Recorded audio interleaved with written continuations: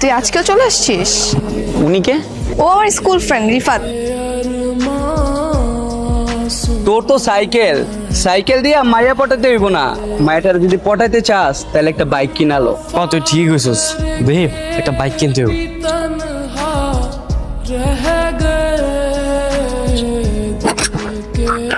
কি হইলো, তুই এমন করতেছিস কেন?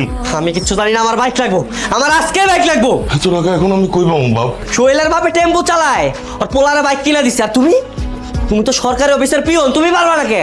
আমার দামি বাইক লাগবো, আমার আরো বাইক কিনা দিবা তুমি। আমার যখন জন্ম দিছো, আমার সব সকাল পূরণ করার দায়িত্ব তোমার। আমার তুমি কালকের মধ্যে তুমি আমার বাইক কিনা দিবা। এটা কার বাইক? তোর বাইক বাবা। বাবা রে, আজকে আমি তোর পিছে উঠি। তোমার উঠতে হবে না, পরে উঠো। তুই তো কামের কাম করছস, এখন দেখবি মেয়ে পইটা গেছে গা। কি রে মো, চল যাই ঘুরতে যাই।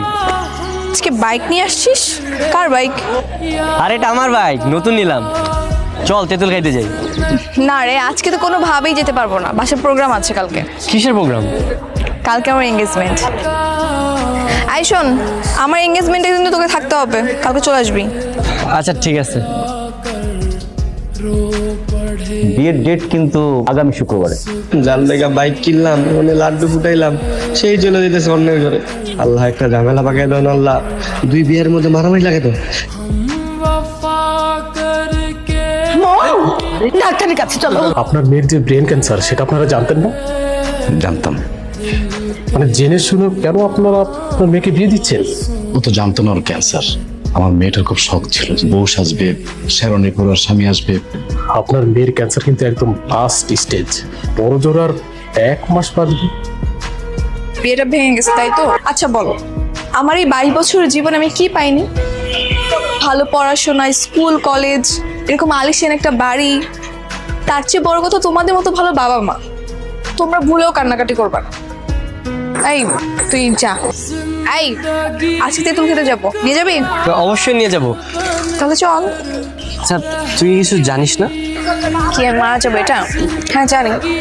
আচ্ছা তুই বল, তোকে যদি কোনো দোকান থেকে অফার করা হয়, আজকে তাদের অফারের শেষ দিন, তুই কি করবি?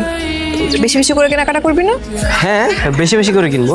আমি একটা সুন্দর হ্যান্ডসাম ছেলে হতে হবে তোকে, লুক চেঞ্জ করে।